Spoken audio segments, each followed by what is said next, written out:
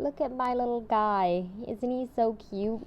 He's sitting here chilling, relaxing, and he's ready to do some makeup. So without further ado, we're gonna switch on over to that. I have my favorite lip stain here by the brand NYC. Sorry, my nose I have allergies. And I live in Maine. I think it's like a tree kind of thing, or dust maybe.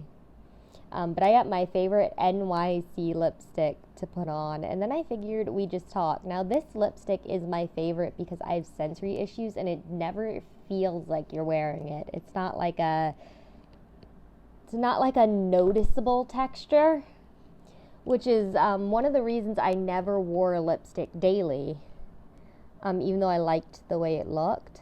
And it kind of just goes on like a marker. It's this really pretty shade of red.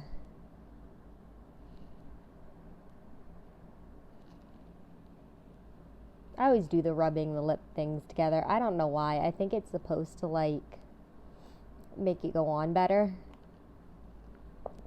So I like that. That's my favorite brand. And then I figured I'd talk for a bit. But I highly recommend this because it's that like crimson. It's like a deep red. I think crimson would be the name of the color, but I'm not entirely sure. I love color, as you guys can see. I got my Donald Duck shirt on. But today I'm kind of here to talk about autism as we get ready a little. Now, my name is Brittany. I have a form of high-functioning autism. I'm gonna put on my headband for the day. I think that'll be nice to have on. I need two hands. I knew at some point I would, but that's like a awful camera angle, and I know that too, and I like to look nice. I have a form of high functioning autism, and because of that I don't have much of a filter, so I've had to learn to pull back when I'm upset and angry and think, does this need to be said? Could this comment be deleted? Because I'm very nice, I'm very kind, I try to spread a lot of positivity. But being that I don't have a filter because I'm autistic, I'm prone to thinking exactly what I think and feel in the moment, even if it doesn't need to be said, even if it's a temporary feeling that will eventually go away in time. I've also had a brain injury, which I don't really think helped with that. My brain injury is something that will always be healing from. It's a continuous kind of healing. There'll always be something new that I'm learning, some new skill or something I can improve at. And I've come a long way in that journey, but there's still a lot more to come. I'm still continuing to heal. That healing process isn't quite complete, but neither is that kind of journey of discovering who I am and learning to work with my brain, with both the brain injury and the autism. Like I said, I'm prone to saying exactly what I feel and think, especially in the moment. I've never had that filter, so it's something that I continue to learn and try and grow at. It's not easy. My mom will always tell me, take the high road, Britt, you don't need to say it. You can think it, you don't need to say it. Because I'm just very prone. If I think something's wrong, I think it's wrong. I've got a lot of integrity.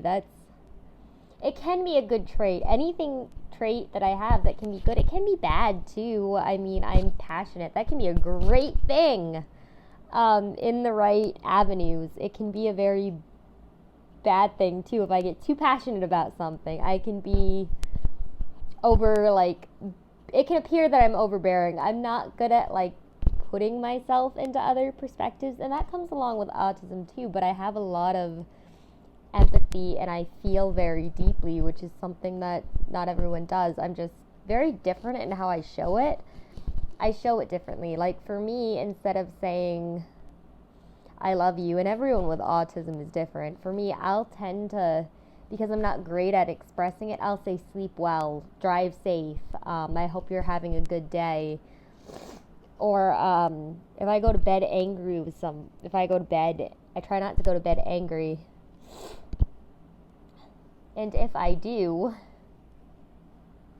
the next day I'll say good morning. I'll try to kind of make that better, because you don't really want to go to bed with somebody angry, and you never know that they'll have another day here. So that's one of those things that I try to do. I don't get angry too often, but I feel very intensely, I think.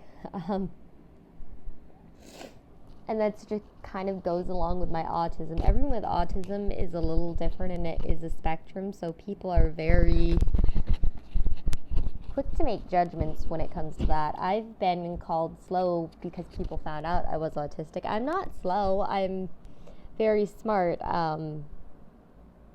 But it doesn't change what people that don't know a lot about it are going to say. And I've kind of grown to being okay with that, nor is it something I would hide, because I like people to be able to say, hey, that really, I didn't like that today, so I can keep learning and growing. And then if I hide it, I'm not giving a chance for people to know what being friends with somebody with autism is really like. I'm not giving them a chance to ask questions and be educated. Like for me, I liked to collect things, and I had a lot of what they call special interest. I got super into dolls, and if it's something I like, I could talk about it for hours. I like to talk about it as having an extra dose of passion. I've never thought it was a bad thing. And when it comes to those things I'm super interested in, I could give lots of facts. But I am a collector. That's the word I use. Sometimes to the over the top limits. Like, I like my Legos. I like having a Lego collection and different things. Some of my interests are a little different, but when I like something, it tends to stick. But yeah, I figured I'd put that out there. So if I were to give a piece of advice today, I'd say I'd take it from my mom and take the high road. When you feel yourself getting angry, take a minute to step back, and then think, is it really worth it at the end of the day, and was it worth saying this in the moment? Because my mom reminds me of that a lot. I think I've had a good support system in life, and I have those people who remind me to step back. Like, it's not worth it. You don't need to say it. When I was younger, I'd get so upset if somebody called me slow, because it wasn't right to me. I'm a very loyal person as well.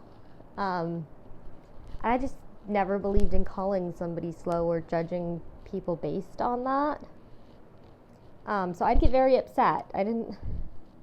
I stand by what I think is right and wrong, but sometimes life isn't black and white. And that's another thing to learn too, because I am a black and white thinker. And I've been told that quite a few times. I look at things from one perspective occasionally, and it's something I am learning and I am growing at. And so yeah, I just figured I'd share my mom's piece of advice.